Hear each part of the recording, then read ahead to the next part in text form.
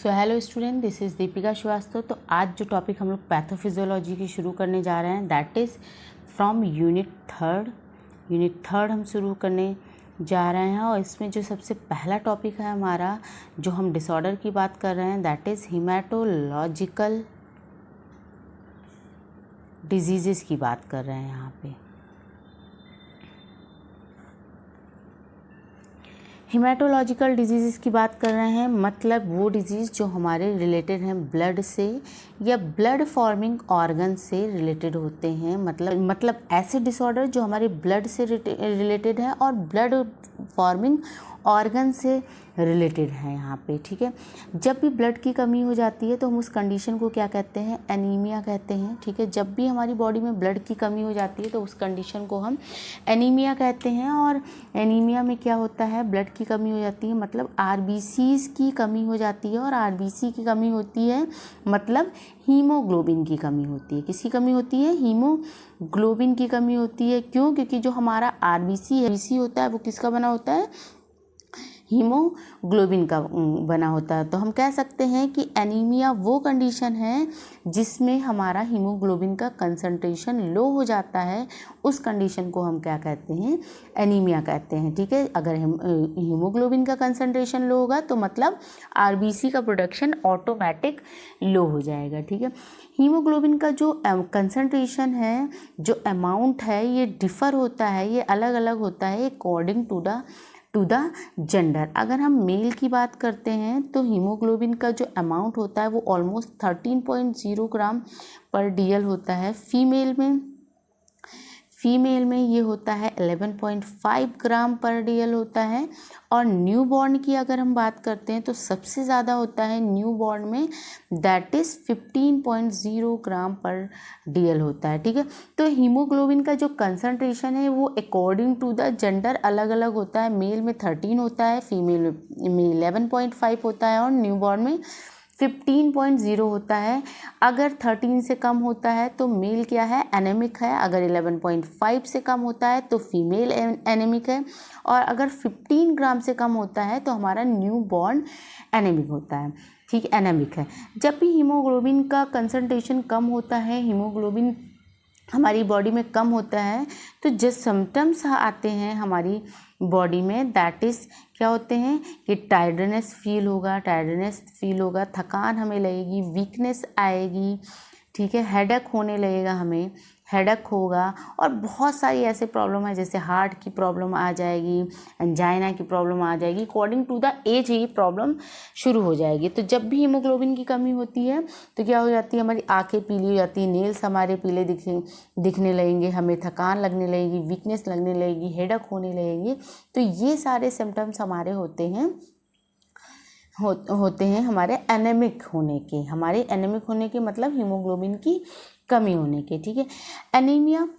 ठीक है, एनीमिया होता क्यों है? मतलब होता क्यों है? एनीमिक आदमी होता क्यों है? कब होता है एनीमिक? जब या तो बहुत ज़्यादा ब्लड लॉस हो गया है, भाई ब्लड की कमी से क्या हो जाता है? एनीमिया हो जाता है। तो हम कह सकते हैं अगर किसी का ब्लड लॉस बहुत ज़्यादा हो गया है, कोई एक्सीडेंट हो गया और बहुत ज़्यादा ब्लड लॉस हो गया, तो क्या होगा? वो पेशेंट एनीमिक हो जाएगा। ठीक है, या तो जो प्रोडक्शन है उसमें दिक्कत आ रही है, या तो हमारा जो प्रोडक्शन है, आरबीसी का प्रोडक्शन है, उसमें कमी हो जा रही है तो इंसान एनीमिक हो जा रहा है।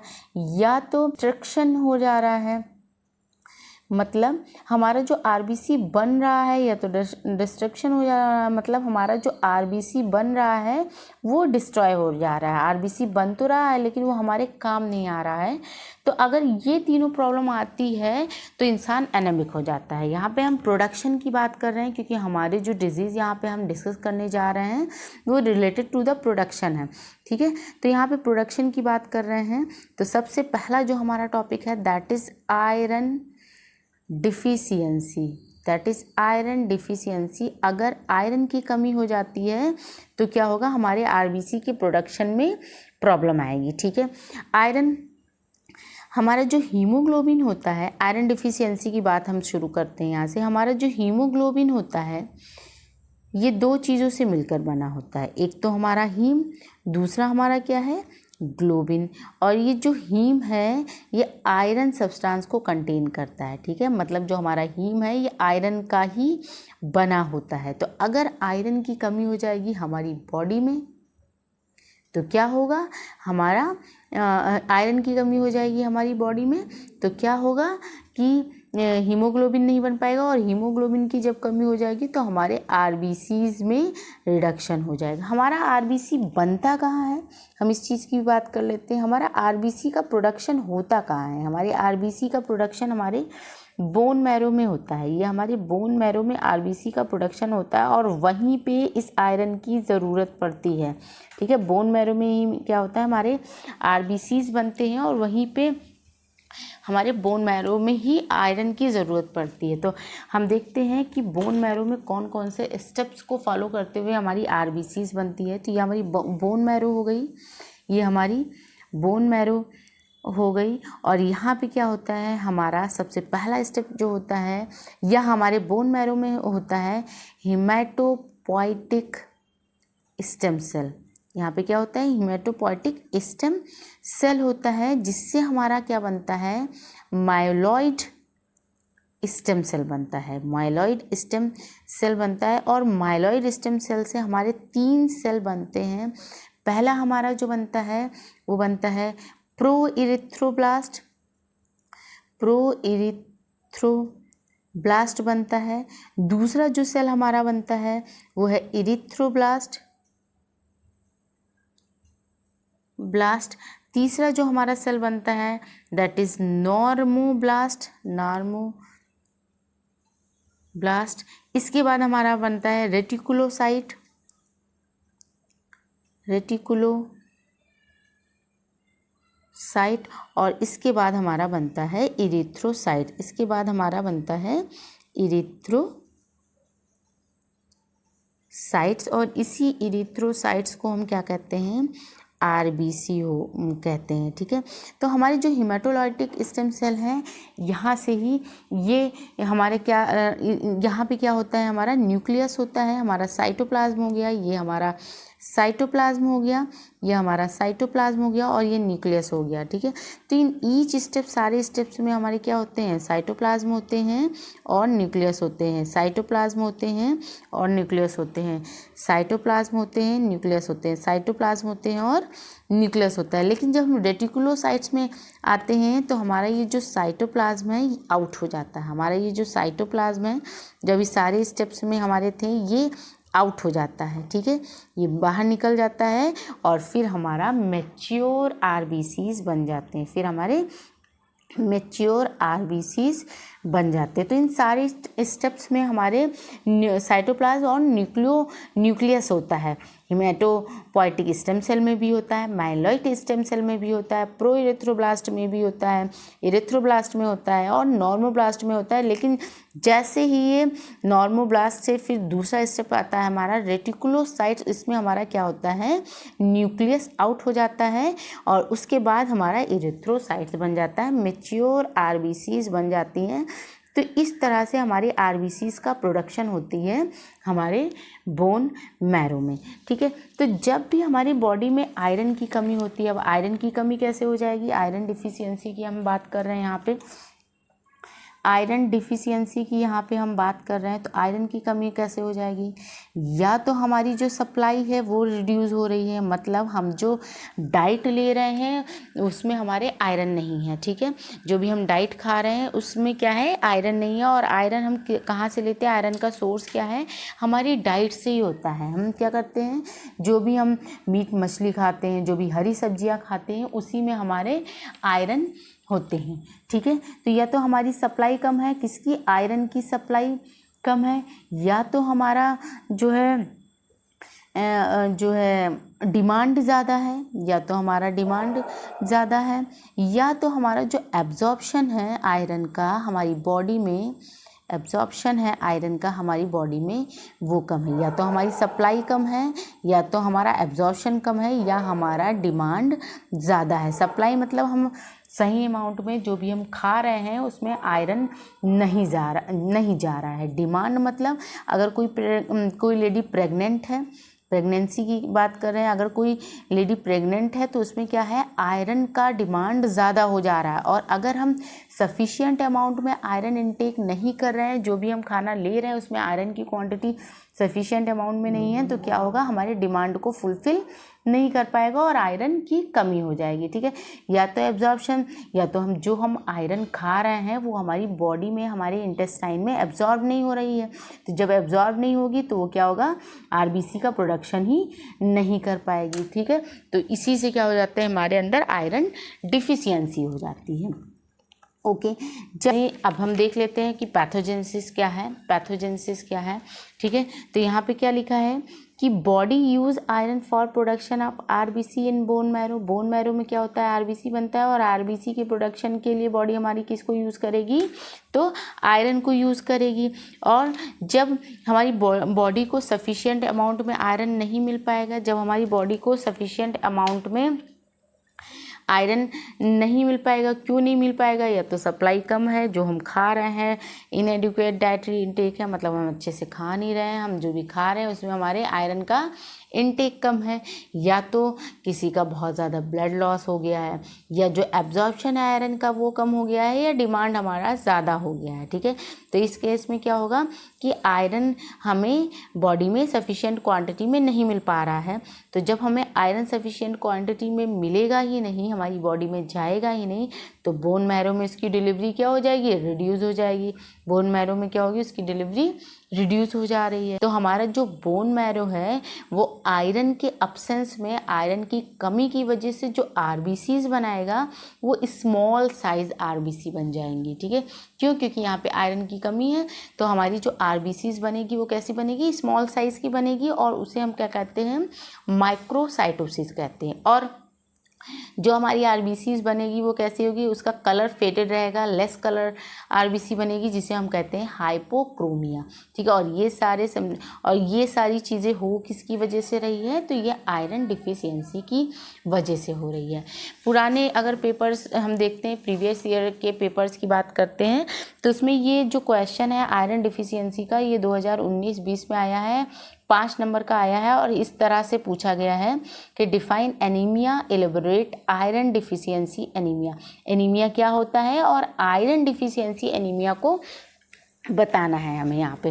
तो मैंने यहाँ पे जो है एक 5 नंबर का क्वेश्चन तैयार कर दिया। ये आप 5 नंबर में भी लिख सकते हैं, 7 नंबर में भी लिख सकते हैं, और ये 10 नंबर में भी आप लिख सकते हैं। अगर इसके पूरी जितना एक पेज पूरा लिखते हैं तो आपको नंबर पूरा मिलेगा। एक बार मैं इसे डिक्टेट करके समझा देती हूँ आपको। ठीक है, यहाँ पे लिखा हुआ है answer, anaemia is a condition in which the blood does not have enough healthy red blood cells or dysfunctional red blood cells in the body।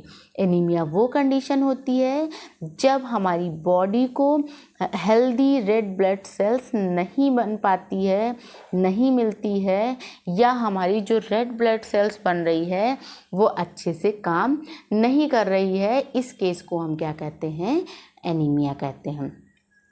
Iron deficiency anemia is a condition where a lack of iron in the body leads to the reduction in the number of red blood cells.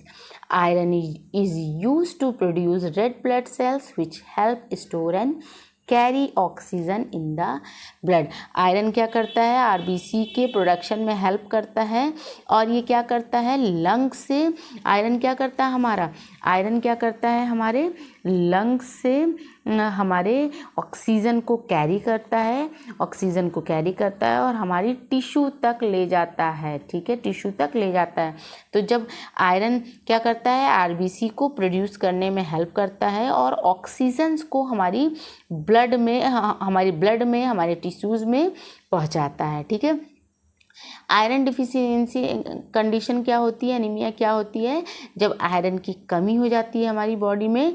जब iron की कमी होगी तो क्या होगा, हमारे haemoglobin भी नहीं बन पाएंगे, और हीमोग्लोबिन जब नहीं बन पाएंगे तो हमारा रेड ब्लड सेल्स भी नहीं बनेगा, और इसी को हम कहते हैं iron deficiency anaemia. I hope आप सबको अच्छे से समझ में आ गया होगा।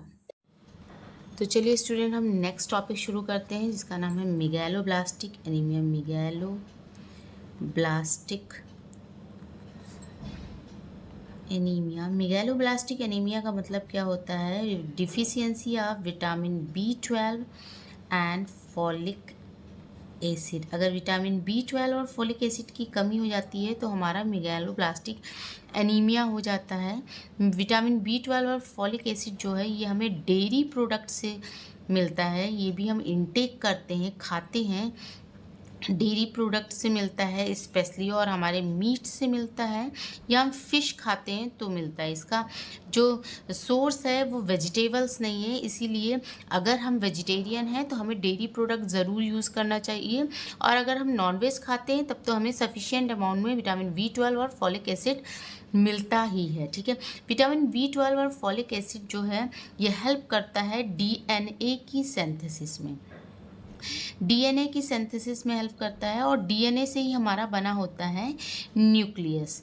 तो अगर डीएनए की सिंथेसिस अच्छे से नहीं होगी तो न्यूक्लियस भी नहीं बनेगा, और जब न्यूक्लियस नहीं बनेगा तो जो आरबीसी का प्रोडक्शन है और जो आरबीसी हमारा बनेगा वो क्या होगा? वो डिफेक्टिव होगा, वो अच्छा नहीं होगा और हमारे यूज़ में नहीं आ पाएगा। बट क्वेश्चन यहाँ पे ये है कि आरबीसी में तो न्यूक्लियस होता ही नहीं, हमने अभी पढ़ा था कि आरबीसी में तो न्यूक्लियस होता नहीं, आरबीसी में न्यूक्लियस नहीं होता, बट आरबीसी के प्रिकर्सर्स में न्यूक्लियस होते हैं, मतलब आरबीसी के जो स्टेप्स होते हैं उसमें न्यूक्लियस प्रेजेंट रहते हैं। ठीक है, बोन मैरो में जो आरबीसी के स्टेप्स फॉलो होते हैं आरबीसी को बनाने के लिए, उसमें न्यूक्लियस प्रेजेंट होते हैं। तो अगर न्यूक्लियस का, अगर डीएनए की सिंथेसिस अच्छी नहीं रहेगी तो न्यूक्लियस भी नहीं बन पाएगा, जिसकी वजह से क्या होगा? हमारे आरबीसी की प्रोडक्शन में दिक्कत आ जाएगी, आरबीसी का प्रोडक्शन अच्छे से नहीं हो पाएगा। डीएनए की सिंथेसिस होती है जब, तो ये 4 स्टेप्स को फॉलो करता है, that is adenine, guanine, cytosine और थायमिडिन। तो जो फॉलिक एसिड और विटामिन B12 की ज़रूरत है वो इस स्टेप में पड़ती, बाकी स्टेप्स हमारे चलते रहते हैं, लेकिन हमारा जो थायमिडिन है, ये जो थायमिडिन बनता है ये हमारे विटामिन B12 और फॉलिक एसिड से बनता है। थायमिडिन हमारा कैसे बनता है? जब डीएनए की सिंथेसिस होती है तो हमारा जो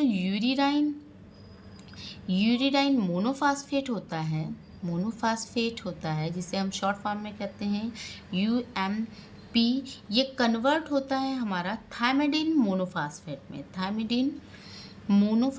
में ये कन्वर्ट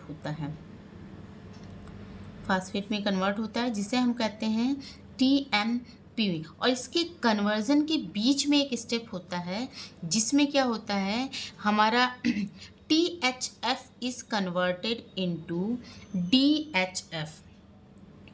THF मतलब टेट्राहाइड्रोफोलेट जो है ये कन्वर्ट होता है डाईहाइड्रोफोलेट में, और जब टेट्राहाइड्रोफोलेट कन्वर्ट होता है डाईहाइड्रोफोलेट में तो इसके लिए हमें फॉलिक एसिड की ज़रूरत होती है। बिना फॉलिक एसिड के टेट्राहाइड्रो जो है ये डाईहाइड्रो में कन्वर्ट नहीं हो पाएगा, और फिर अगेन डाईहाइड्रो कन्वर्ट होता है हमारे टेट्राहाइड्रो में, इसके लिए हमारे विटामिन B12 की ज़रूरत होती है। तो अगर विटामिन B12 या फॉलिक एसिड नहीं होगा तो UMP जो कन्वर्ट हो रहा है हमारा TMP में, और इनके बीच में जो स्टेप्स है जो बहुत ही इंपॉर्टेंट है, अगर ये स्टेप नहीं होगा तो क्या होगा?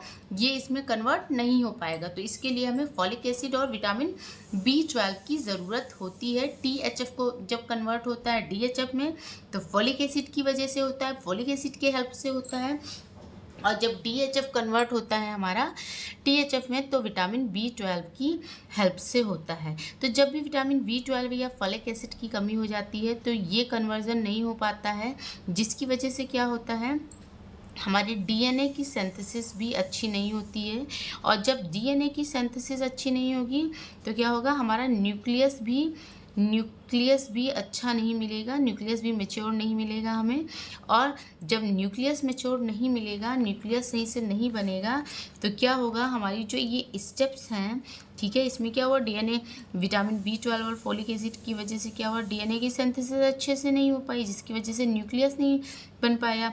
तो ये जो प्रिकर्सर्स में जो स्टेप्स हैं बोन मैरो में आरबीसी बनने के, इसमें क्या होंगे, न्यूक्लियस एब्सेंट हो जाएगा। हमारा साइटोप्लाज्म तो रहेगा, क्यों? क्योंकि साइटोप्लाज्म तो हमारा हीमोग्लोबिन से बना, और हीमोग्लोबिन की तो कमी है नहीं, तो साइटोप्लाज्म अच्छे से बनेगा।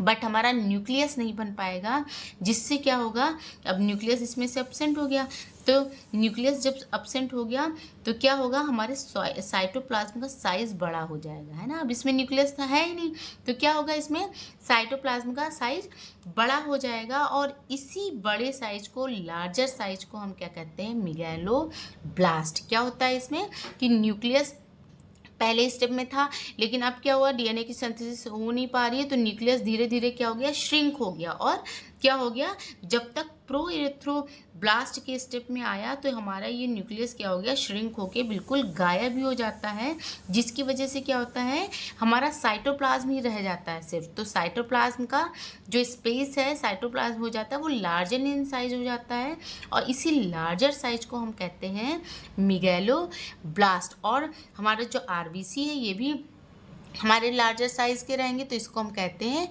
माइक्रोसाइट। तो इसी को हम कहते हैं मेगालोब्लास्टिक एनीमिया। ये क्वेश्चन है कुछ, ये क्वेश्चन है जो हमारे एग्ज़ाम में पूछे गए हैं, ठीक है। हमने देखा है, डिस्कस इन, जो क्वेश्चन है वो इस तरह से है, discuss in brief megaloblastic anaemia. ये 2 नंबर का आया है, 2021-22 में आया है। इसकी पैथोजेनेसिस भी आ सकती है, इसीलिए मैंने पैथोजेनेसिस भी यहाँ पे लिख रखा है। ये 5 नंबर में आए, 7 नंबर में आए या 10 नंबर में आए, आप इतना कंटेंट अगर लिखते हैं तो ये सफिशिएंट है और आपको अच्छे मार्क्स मिलेंगे। सिर्फ अगर 2 नंबर का आता है सिर्फ, तो आपको सिर्फ इतनी डिफिनीशन लिखने की ज़रूरत है, इसके अलावा कुछ भी नहीं लिखने की ज़रूरत है।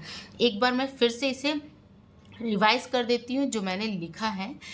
Megaloblastic anaemia are deficiency of vitamin B12 and folic acid. Megaloblastic anaemia क्या होता है, विटामिन B12 और फोलिक एसिड की डिफिशियंसी से मेगालोब्लास्टिक एनीमिया होता है। Vitamin B12 and folic acid are necessary for the synthesis of DNA. Vitamin B12 और folic acid जो है ये ज़रूरी होता है डीएनए की सिंथेसिस के लिए। The megaloblastic anaemia are disorder caused by impaired DNA synthesis. Megaloblastic anaemia जो डिसऑर्डर है ये होता है, कब होता है, जब डीएनए की सिंथेसिस अच्छे से नहीं हो पाती है। पैथोजेनेसिस जो मैंने अभी समझाया है कि डीएनए की जब सिंथेसिस होती है तो इसमें जो स्टेप थायमाइडिन होता है ये कैसे मिलता है, तो जब हमारा यूरेडाइन फास्फेट ये कन्वर्ट होता है थायमाइडिन में कन्वर्ट होता है, तो इसके बीच में जो स्टेप है THF और DHF, ठीक है। इसके लिए हमें फॉलिक एसिड और विटामिन B12 की ज़रूरत पड़ती है। अगर विटामिन B12 और फॉलिक एसिड की कमी हो जाती है तो क्या हो जाता है, हमारा डीएनए ही इनएडुकेट डीएनए बनेगा, ये डीएनए की सिंथेसिस ही सही से नहीं हो पाएगी, जिसकी वजह से जो हमारा न्यूक्लियस रहेगा वो भी क्या रहेगा, डिफेक्टिव न्यूक्लियस मैचुरेशन होगा। और फिर क्या होगा, जो साइटोप्लाज्म है उसमें से हमारा जो न्यूक्लियस है वो लेग बिहाइंड, पीछे की तरफ छूट जाएगा। Nucleus is leg behind, nucleus पीछे की तरफ छूट जाएगा उस पर्टिकुलर साइटोप्लाज्म का, और साइटोप्लाज्म हमारा बिगर इन साइज हो जाएगा, जिसे हम मेगालोब्लास्ट एनीमिया कहते हैं। चलिए नेक्स्ट टॉपिक हम शुरू करते हैं, जिसका नाम है सिकल सेल एनीमिया। और सिकल सेल एनीमिया एक ऐसा ब्लड डिसऑर्डर है जिसमें हमारे ग्लोबिन कंटेंट में आ जाती है प्रॉब्लम। हीमोग्लोबिन होता है, तो हीमो की तो हमने बात पहले ही कर लिया आयरन डिफिशियंसी में। अभी क्या हो रहा है, हमारा जो ग्लोबिन है इसमें स्ट्रक्चरल प्रॉब्लम आ जाती है, जिसे हम कहते हैं सिकल सेल एनीमिया। और इसकी स्ट्रक्चरल प्रॉब्लम आने की वजह से जो हमारा आरबीसी का साइज है, जो शेप है आरबीसी का, वो हमारा कुछ इस तरह से हो जाता है, जिसे हम कहते हैं सिकल सेल एनीमिया कहते हैं, ठीक है। हमारा जो हीमोग्लोबिन होता है ये 4 ग्लोबिन चेन को कंटेन करता है, जिसमें से 2 अल्फा होते हैं और 2 बीटा होते हैं, ठीक है। तो जो अल्फा चेन हमारी होती है ये बिल्कुल सही रहती है, ठीक है। लेकिन जो हमारी बीटा चेन होती है इसके स्ट्रक्चर्स में प्रॉब्लम आ जाती है, इसके जीन में प्रॉब्लम आ जाती है, इसका जीन म्यूटेशन हो जाता है, जिसकी वजह से क्या होता है, सिकल सेल एनीमिया हो जाता है। हमारा जो ये बीटा चेन है, ये जो हमारा बीटा चेन है इसमें जीन म्यूटेशन हो जाता है क्रोमोसोम 11 पे। क्रोमोसोम 11 पे, ठीक है। तो हमारा जो बीटा चेन है इसका जीन म्यूटेशन हो जाता है। जीन जो हमारा प्रेजेंट होता है क्रोमोसोम्स 11 पे, क्रोमोसोम्स 11 के 6 नंबर कोडॉन पे प्रेजेंट रहता है, 6 नंबर कोडॉन पे प्रेजेंट रहता है। और 6 नंबर कोडॉन हमारा कुछ इस तरह से होता है, GAGCTC, ये हमारा होता है 6 नंबर कोडॉन होता है, कोडॉन होता है नॉर्मल बीटा चेन के, नॉर्मल बीटा चेन का। जब इसमें म्यूटेशन होता है, जब इसमें म्यूटेशन हो जाता है तो हमारा ये जो एडेनिन है, हमारा जो एडेनिन है ये रिप्लेस हो जाता है बाय द थायमिडिन में। तो ये कुछ इस तरह से कोड हो जाता है, GTGCAC।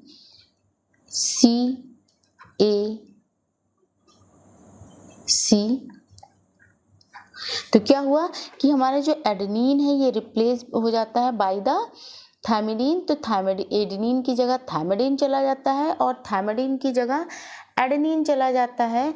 अब जो ये म्यूटेशन हुआ है और ये जो कोडॉन है हमारा, ये जो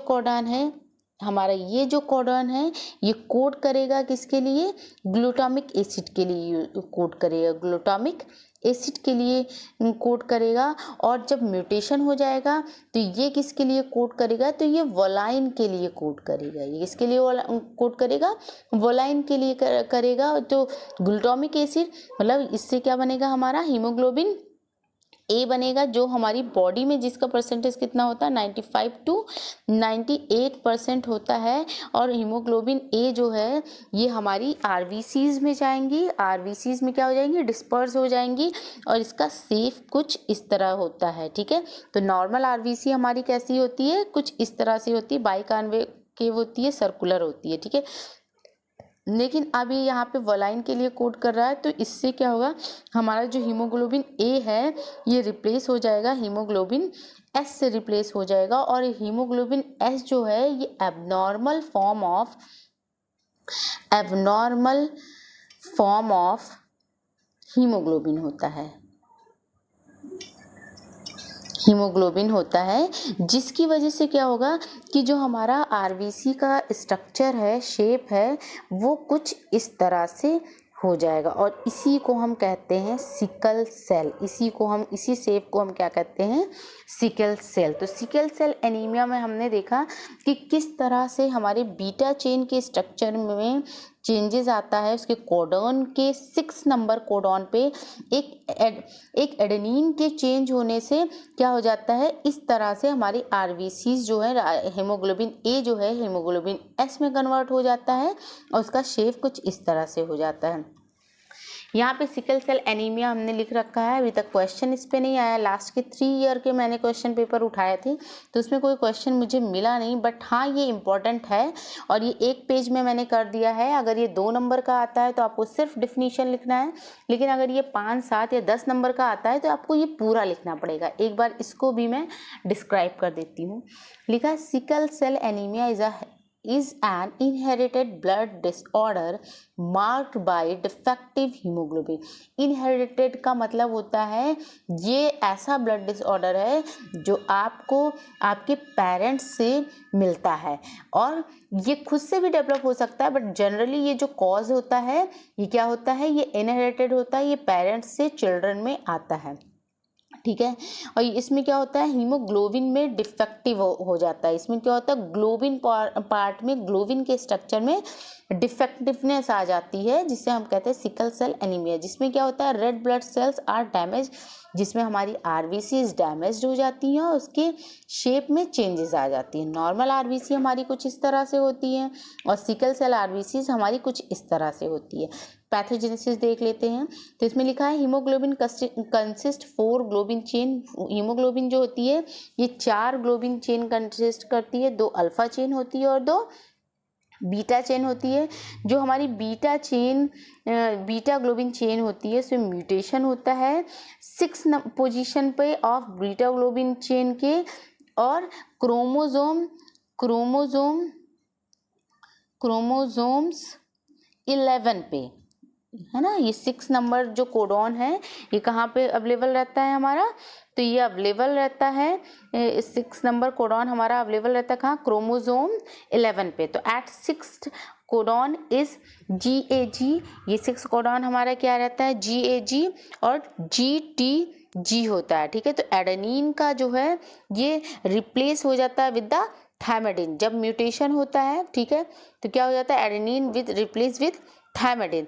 तो जब एडेनिन थायमाइडिन के साथ रिप्लेस होता है, जब ये नॉर्मल रहता है, ठीक है, जब ये नॉर्मल रहता है, जैसे कि अभी हमने आपको समझाया, जब ये नॉर्मल रहता है तो ये ग्लूटामिक एसिड को कोडिंग करता है, जिससे कि हमारा हीमोग्लोबिन ए बनता है। हीमोग्लोबिन ए से क्या होता है, हमारा जो नॉर्मल साइज है आरबीसी का, नॉर्मल शेप है, वो बन जाता है। लेकिन जब ये रिप्लेस हो जाता है विद द थायमाइडिन, तो ये क्या करता है, वोलाइन का कोडिंग करता है, और उससे क्या बनता है, हमारा हीमोग्लोबिन ए जो है वो रिप्लेस हो जाता है विद हीमोग्लोबिन एस से। ये क्या है, होता है एबनॉर्मल फॉर्म ऑफ हीमोग्लोबिन होता है, जिससे क्या होता है, change in RBC shape into sickle and RBC die prematurely lead to anaemia. इसमें जब एस बन जाता है, हीमोग्लोबिन एस बनता है, तो आरबीसी की शेप में चेंजेस आ जाता है, जो सिकल शेप में हो जाता है, सिकल शेप में हो जाता है, और आरबीसी हमारी प्रीमेच्योरली डाई होने लगती है, मरने लगती है, जो हमें एनीमिया से जोड़ता है। इसी को हम कहते हैं sickle cell anaemia. I hope सबको समझ में आ गया होगा। तो चलिए हम नेक्स्ट टॉपिक शुरू करते हैं, जिसका नाम है थैलेसीमिया। थैलेसीमिया क्या होता है हम ये देखते हैं, ठीक है। थैलेसीमिया भी एक इनहेरिटेड डिसऑर्डर होता है, इनहेरिटेड ब्लड डिसऑर्डर होता है। इसमें भी क्या होता है, ग्लोबिन डिफेक्टिव सिंथेसिस हो जाती है, हमारी हीमोग्लोबिन के डिफेक्टिवनेस की वजह से थैलेसीमिया हो जाता है, ठीक है।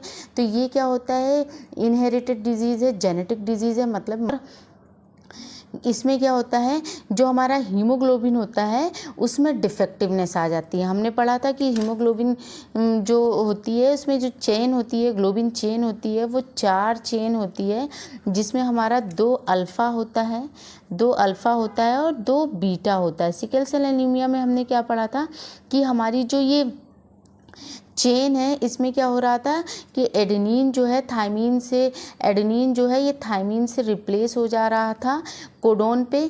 तो क्या हो रहा था कि जो हमारी हीमोग्लोबिन थी वो क्या हो रही थी, उसमें जो आरबीसी थी उसका जो शेप पहले नॉर्मल शेप ऐसा था, तो सिकल सेल एनीमिया में जब एडेनिन थायमाइडिन के साथ रिप्लेस कर रहा था तो उसका स्ट्रक्चर कुछ इस तरह से हो जा रहा था। लेकिन सिकल सेल एनीमिया में क्या था, जो हीमोग्लोबिन का क्वांटिटी था वो कम नहीं हुआ था, जो अमाउंट था वो कम नहीं हुआ था। लेकिन थैलेसीमिया में क्या है कि जो हमारी हीमोग्लोबिन का अमाउंट है वही कम हो जा रहा है, जो इसकी क्वांटिटी है वो कम हो जा रही है, ठीक है। तो क्या हो रहा है कि इस थैलेसीमिया में क्या हो रहा है कि ये जो हमारे 4 चेन है, 2 अल्फ़ा और 2 बीटा वाले चेन हैं, इसको बनाने वाले जो डीएनए होते हैं, इसको बनाने वाले जो डीएनए होते हैं, इनमें ही म्यूटेशन हो जाता है, और जिसकी वजह से क्या हो जाता है कि हमारा एक अल्फ़ा चेन एब्सेंट हो जाता है, या दोनों ही अल्फ़ा चेन एब्सेंट हो जाता है। एक अल्फ़ा चेन का प्रोडक्शन नहीं होगा, या तो दोनों अल्फ़ा चेन का प्रोडक्शन नहीं होगा, या फिर एक बीटा चेन का प्रोडक्शन नहीं होगा, या दोनों ही बीटा चेन का प्रोडक्शन नहीं होगा, ठीक है। तो इसमें क्या होता है कि जब अल्फ़ा चेन का प्रोडक्शन नहीं हो पाता है तो हम इसे कहते हैं अल्फ़ा थैलेसीमिया, इसे हम कहते हैं अल्फ़ा थैलेसीमिया। और जब बीटा चेन का प्रोडक्शन नहीं हो पाता है तो हम इसे कहते हैं बीटा थैलेसीमिया, बीटा थैलेसीमिया, ठीक है। अल्फ़ा थैलेसीमिया बहुत ही रेयर होता है, ये जल्दी नहीं देखा गया है जनरली। वैसे ये डिजीज़ ही रेयर होती है, बट जनरली जो देखा गया है वो बीटा थैलेसीमिया देखा गया है, इसीलिए हम लोग बीटा थैलेसीमिया पढ़ते हैं। तो क्या होता है कि जब भी डीएनए म्यूटेशन होता है, जब भी डीएनए म्यूटेशन होता है और हमारा बीटा चेन नहीं बन पाता है, या एक बीटा चेन बना दूसरा बीटा चेन नहीं बन पाया, या दोनों ही बीटा चेन नहीं बन पाते हैं, तो उस केस में क्या हो जाता है कि हमारा जो सिर्फ अब अल्फ़ा चेन बचा, अब क्या हुआ, बीटा चेन तो बन नहीं पा रहा, तो सिर्फ अकेला अल्फ़ा चेन बना। तो ये अल्फ़ा चेन क्या हो जाता है, अनस्टेबल हो जाता है, या हम कह सकते हैं ये पॉलीमराइज हो जाता है। ये क्या करता है, प्रेसिपिटेट फॉर्म कर लेता है। प्रेसिपिटेट फॉर्म कर लेता है तो जो हमारी आरबीसी रहेगी वो क्या रहेगी, वो मैच्योर नहीं हो पाएगा। उसका जो न्यूक्लियस रहेगा, जो उसमें आरबीसीज रहेगी हमारी, वो मैच्योर नहीं हो पाएगा, न्यूक्लियस हमारा श्रिंक कर जाएगा।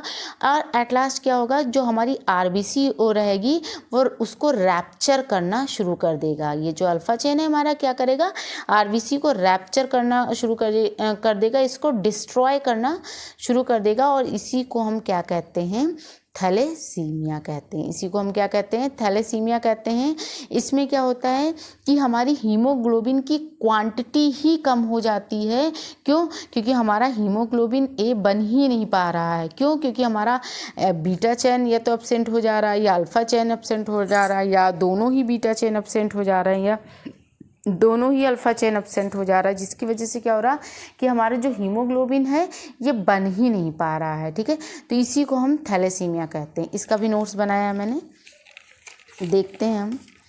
ठीक है, तो यहाँ पे मैंने लिखा है कि थैलेसीमिया, अभी तक प्रीवियस 3 ईयर के पेपर्स मैंने उठाए हैं तो मुझे कोई क्वेश्चंस मिला नहीं। वैसे ये इंपॉर्टेंट है, मैं ये नहीं कह सकती ये इंपॉर्टेंट नहीं है, इसीलिए इसका नोट्स मैंने बनाया है। इसमें लिखा हुआ है thalassaemia is a hereditary disease caused by defective globin synthesis which lead to destruction of RBC further lead to anemia। थैलेसीमिया एक जेनेटिक डिजीज़ है। हेरिडिटी मतलब जेनेटिक डिजीज़ है, माँ बाप से बच्चों में आता है। और इसमें क्या होता है, ग्लोबिन सिंथेसिस का डिफेक्टिव हो जाता है। ग्लोबिन सिंथेसिस हमारे अच्छे से नहीं हो पाती है।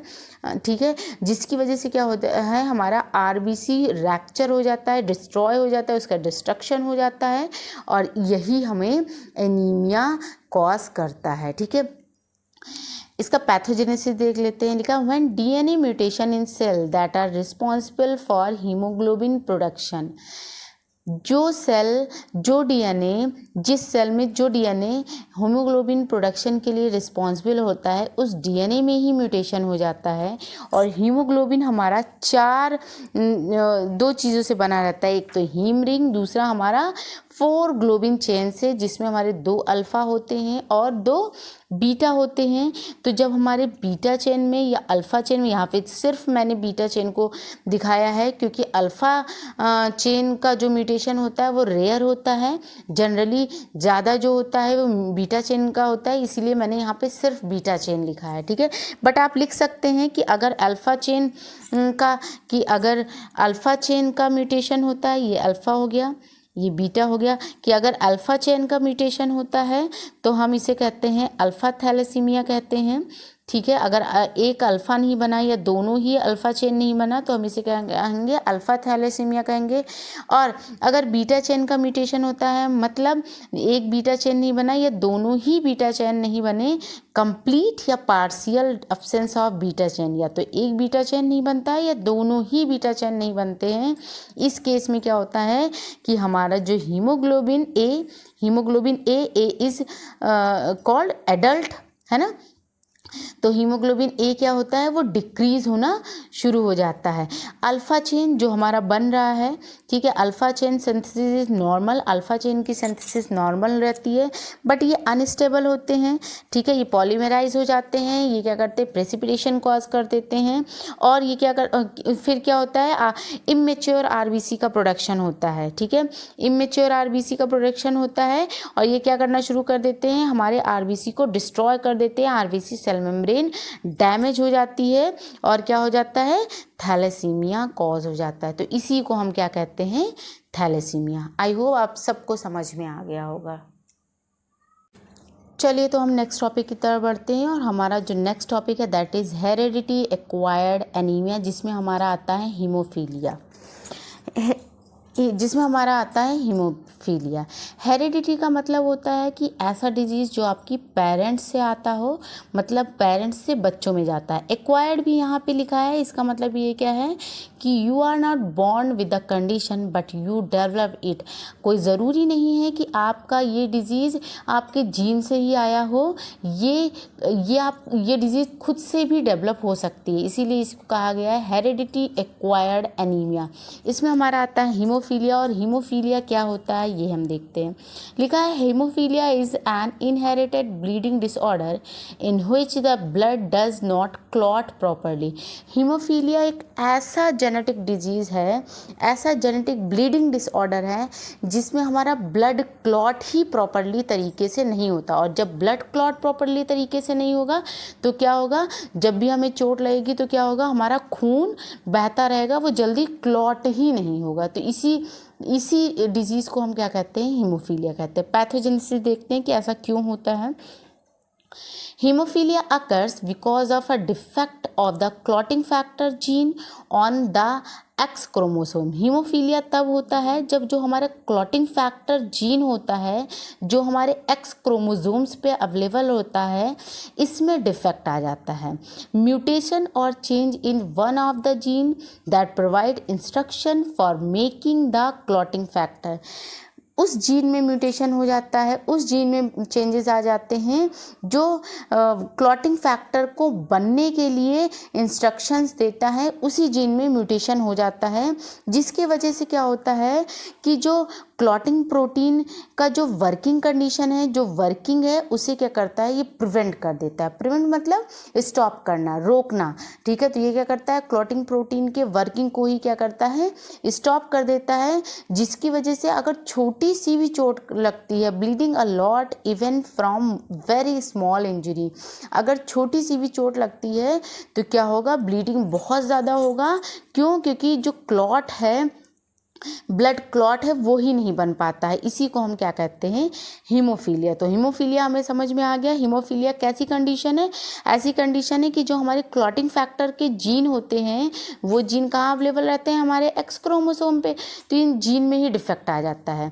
क्या होते हैं, ये क्लॉटिंग फैक्टर की उस जीन में डिफेक्ट आता है जो क्लॉटिंग फैक्टर बनने के लिए इंस्ट्रक्शंस देता है।